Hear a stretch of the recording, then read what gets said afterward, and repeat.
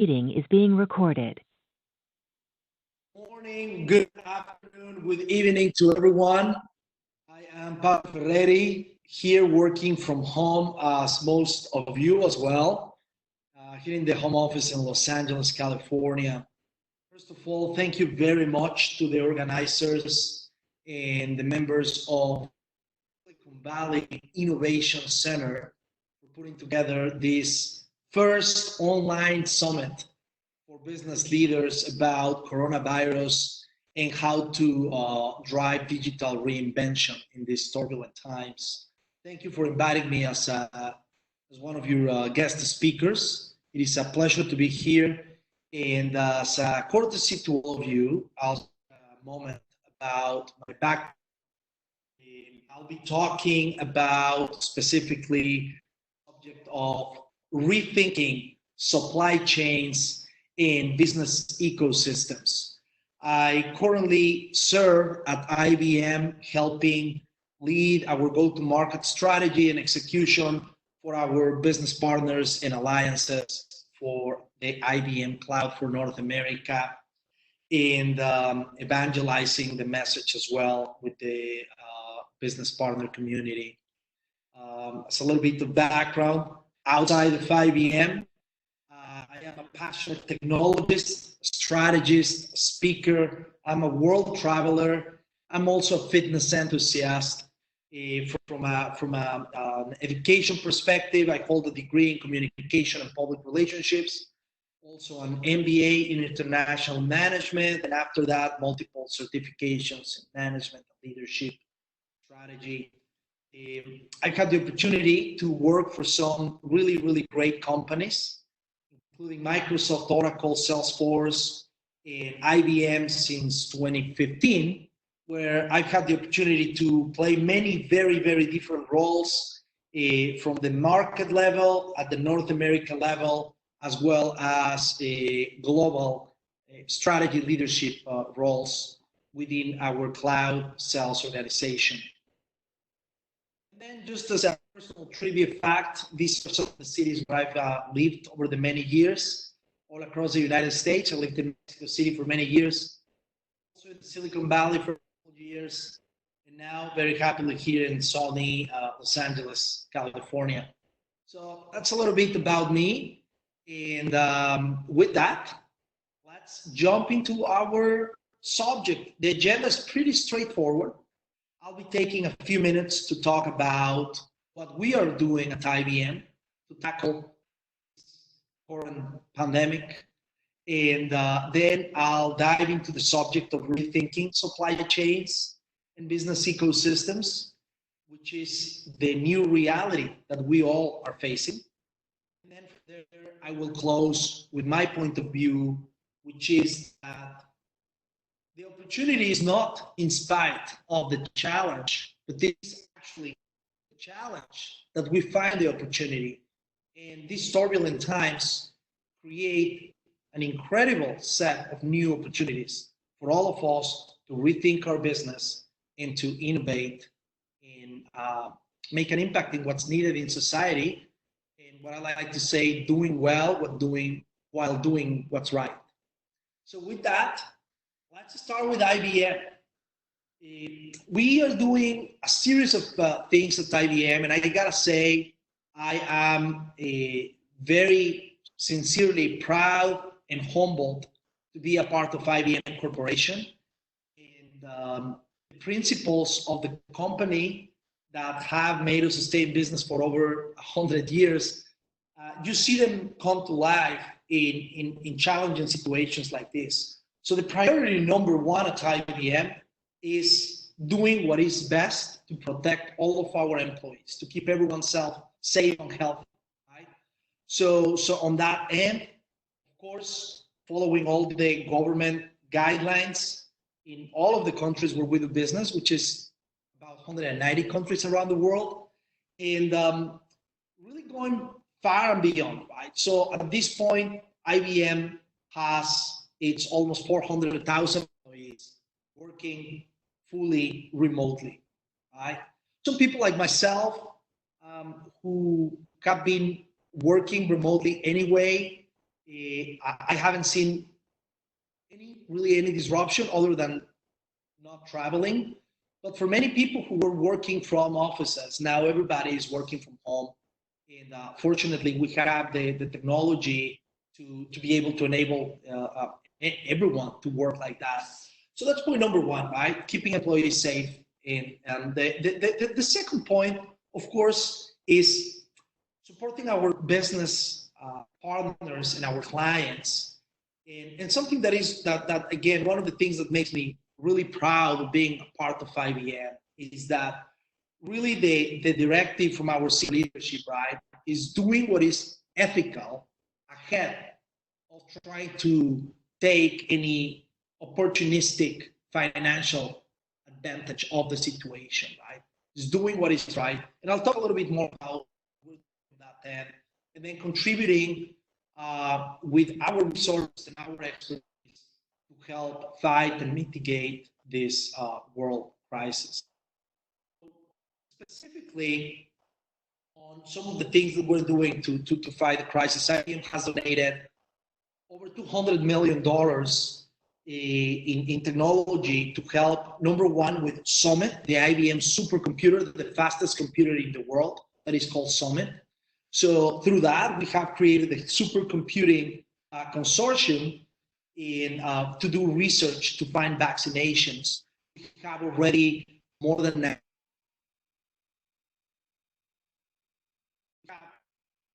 60 peta files of data that is being processed through Summit. We have 14 of the world's most renowned scientists working on the project, and hopefully this will make a to find a vaccination for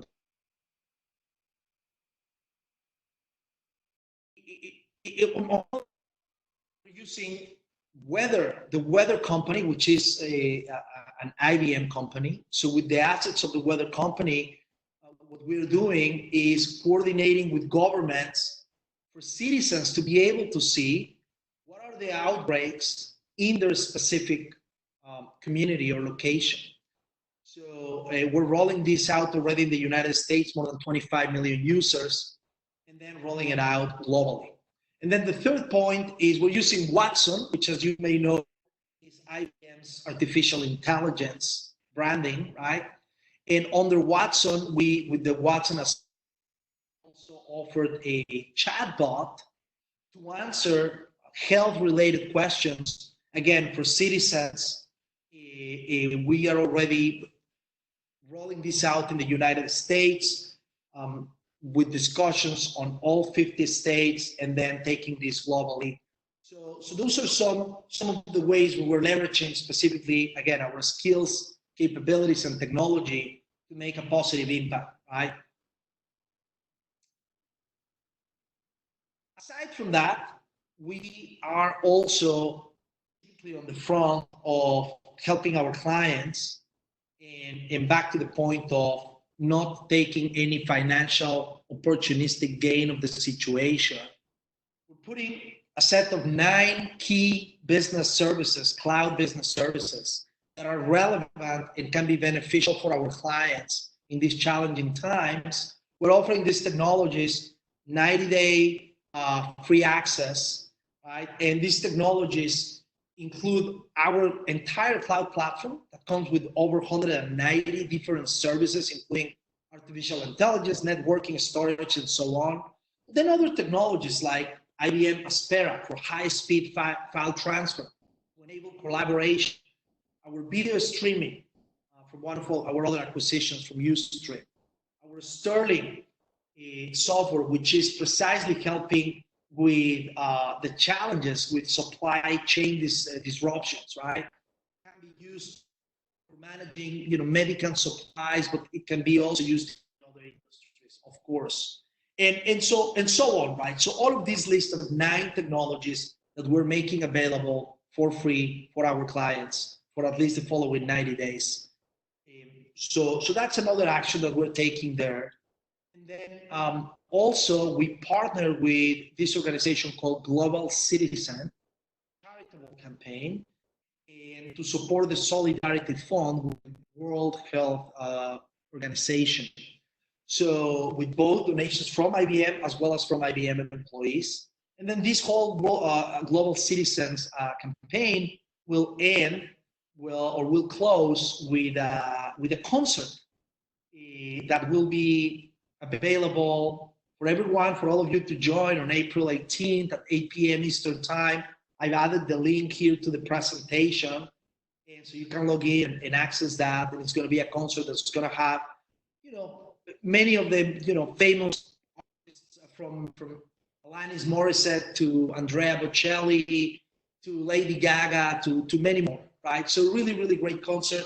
So we're supporting that cause in this effort of keeping the world united in difficult times. So those are some of the things that IBM has been doing. And now diving into the concept of rethinking supply chains and business ecosystems in these times.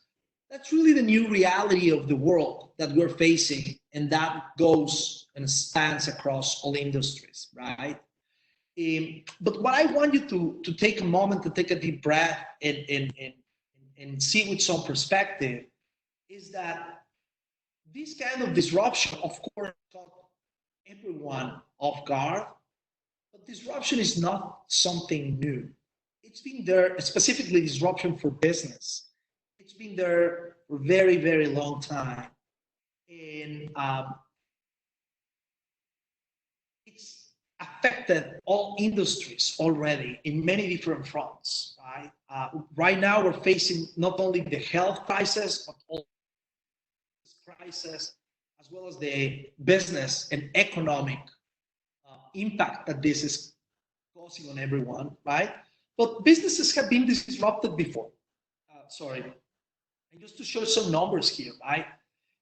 Over the past 10 years, more than 50% of the Fortune 500 companies have been either gone bankrupt or acquired, or they have simply gone out of business, right? Those are the 500 largest, strongest companies in the world. And about half of them, every 10 years, get out of business one way or another because they get replaced by someone else. And this is because, well, this is happening across all industries, right? And this is because of all of these companies that you may be very well familiar with, right?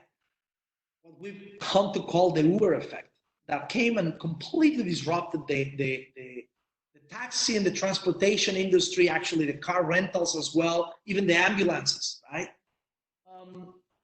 And then we have Uber, which is now one of the largest accommodation companies in the world, even though that's an industry that right now is very heavily affected.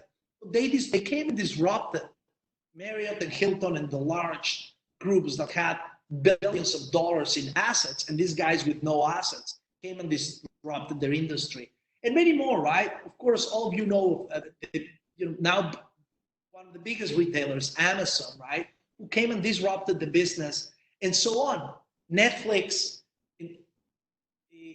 Apple, and many, fintech companies like Venmo that are offering peer-to-peer financial services. So this disruption has always been there.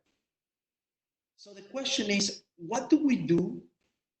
What do we do to rethink and re-engineer our business and our processes to be better positioned for a post-COVID-19 world? And so there are many things to do, but what many of the very successful companies have done, by the way, another side comment is actually when you go back to the original Fortune 500 list, you see that in just about 70 years, 50 of the original 500 companies have remained in the list. It's only 10.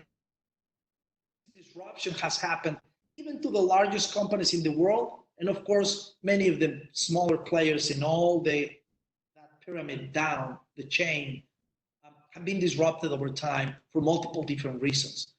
But in a post-COVID-19 world, something that is very important to think about is building a platform. That's what all of those disruptors that I showed you have in common. They created digital platforms. So becoming a digitally ready company and going through what we call at IBM a digital transformation, which is part of this journey into the cloud. Building this digital platform allows companies to leverage data, which combined with algorithms, helps companies better understand their clients, which leads to a better customer experience, which in turn leads to more usage of the platform, which in turn leads to having more data, and that produces a virtuous cycle. This is part of the concept that links to the idea of value creation versus value capture. I had the opportunity to take actually a class with the professor at Harvard Business School who developed that whole concept. And so very interesting, very simple and straightforward, right? Companies need to create value first, right? But then they need to be able to capture value. So the companies that create a digital platform and build this business ecosystem, digital business ecosystem, are much better positioned to capture more of that value that is being created through the marketplace. So this is a very, very fundamental concept, which is becoming digitally ready. And I understand not every company will be able to create a digital platform and a digital business ecosystem, but leveraging, becoming digital to the best extent possible will help companies be better positioned to remain in business in the post-COVID-19 world, certainly. Right?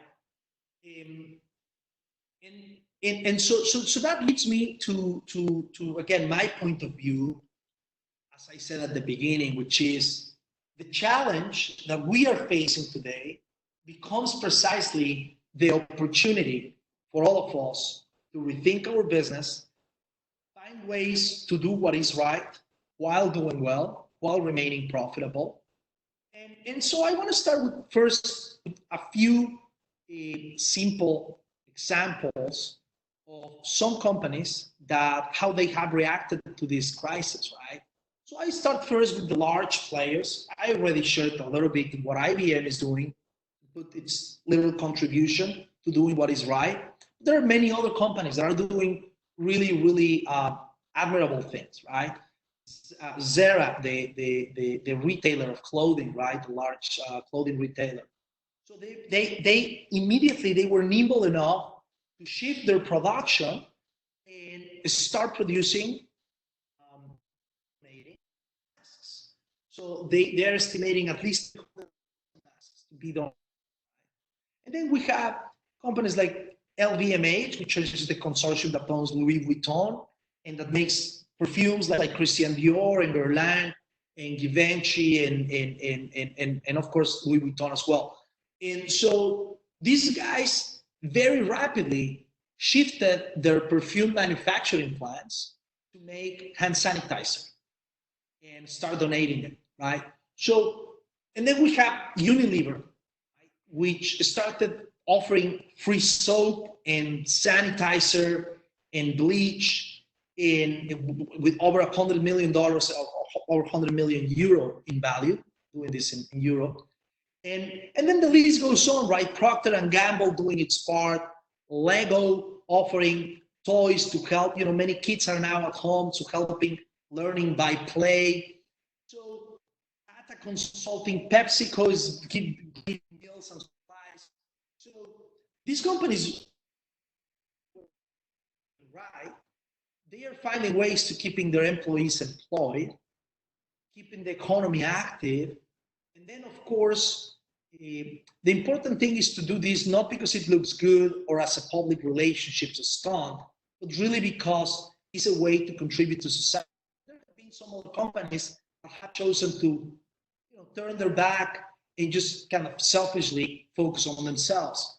So kudos goes to any company that is doing anything to contribute to the crisis and the solidarity. I've heard some really great things from many different companies, from Salesforce, Google are doing great things. Many people are really stepping in to the change and then positioning themselves to, once the crisis is gone, be able to be in a good standing in the marketplace, right? But then there are the smaller companies reacting, and there are many challenges that come with it, right? We have restaurants that immediately have had to reinvent themselves, change their supply chain, and rethink their ecosystem in a way that they may have to have different suppliers, different distributors, change the way they operate, the way they work. The restaurants that are being able to remain open are the ones who were able to immediately a platform through which they can take orders online or over the phone and have takeout, right? So it's a quick transformation, and same thing with manufacturers. Museums have come up with ways to offer virtual tours. And so this is now, as the big crisis plateaus, things are not going to immediately switch back to where we were. There's going to be a really long transition. So all of these different industries and businesses will have to rethink how they continue. There is no going back. It's going forward in a new normal, in a new world. Will museums have to schedule only scheduled time tours for very, very few people? Will they continue having these virtual tours and start charging people to virtually access the art? Education. All kids are back now at home. So there are many companies that have disrupted education already, like Khan Academy and Udemy and many others, offering online, high quality online options. So completely rethink the way they do things. I mean, the entertainment industry, one of the hardest hit, right? Along with traveling, certainly. So all of the entertainment industry is going to have to, and is having to rethink the way they add value to their end clients. Healthcare, of course, in the case of healthcare, it's kind of the opposite to all the other industries. They are having this big overload of demand. And so they will have to rethink how they prepare for the future, because these kinds of events can't continue happening, right? If it is not from this coronavirus, it's going to be something else. Healthcare needs to be prepared to do things in a different way, to offer remote consultations for things that are not critical, and so on. So with that, the very important question here is, how will you be able to reinvent your business? Whatever the industry that you are a part of, I'm not going to try to tell you what to do, but I would like to share some key questions that you should be asking yourself and actively taking action on them. One of them is, ask yourself, are you actively right now thinking or exploring on replacing your entire business model? And that means thinking, what are the critical functions that really require face-to-face interaction? Whatever you thought before was critical, you need to rethink what critical really means, right? And why? And can you replace parts of your value chain and do them remotely or digitally or automate in some interactions, right? So you need to be thinking that. Another thing that you need to be asking yourself is, are you working on business projects, initiatives, offerings, products that you can bring to the marketplace that are completely outside of your main core business? Because the world is changing, and certainly changed very, very rapidly. So are you looking at those completely different businesses outside of your core? And then another question, which is extremely important, I would like to be able to take a little bit more time on that, but in light of keeping this within the time we have, a very important question is, do you understand what is the real need that you are solving for your clients? And that question could be a whole conversation, and I've shared that in some talks when I talk about disruptive innovation. And that's the reason why companies like Tower Records are out of business, because they thought that their business was selling long plays or CDs or tapes, and that was not their business. The business was bringing music to people. And they missed that train. Technology evolved and changed from long plays to tapes to CDs to micro CDs to MP3s and so on. And then other companies capitalized on that evolution of technology, like Apple and others, right? Product also lost what was going on. Companies like Sears, very strong retailer, they had this very heavy catalog. They didn't transform to understand that it was not the store what people cared about, catalog. It was the convenience, and there were other players that were able to provide that convenience. And now, well, Sears is down, right? So the very key question is, ask yourself, what is the real problem that you're solving for your clients, for your end consumers? And ask yourself if you could resolve that problem in a very different way. That, of course, requires changing your network, your ecosystem, the way you do business, your supply chain. It's a little bit of a philosophical question. Certainly, it would be an impossible task to have the answer for everyone in every different business that you are in here. But that's a question to ask and to dig deeper as you and as we all are facing these challenging and changing times. But again, I want to close my message by saying it is in the challenge that lies the opportunity. And there is a huge opportunity ahead to solve problems that we didn't think we could solve. And the world will be different, a little bit different. We will get up and the world will keep going on and life will go back to a different type of normal and things will be good. We are all going to be good. And the financial markets will recover, if not in 6 months, in 1 year or in 2. The stock will go up, so nobody should panic. Actually, I think, and I've always said, when the stocks go down, it's time to go shopping. It's the time to go and invest if you have some cash there. So the world will be fine. And I leave you with these questions to consider. And closing on a light and funny note, if you're familiar with this campaign in the United States, stay thirsty for reinvention, my friends. And with that, I thank you for your time very much. And now I'm going to stop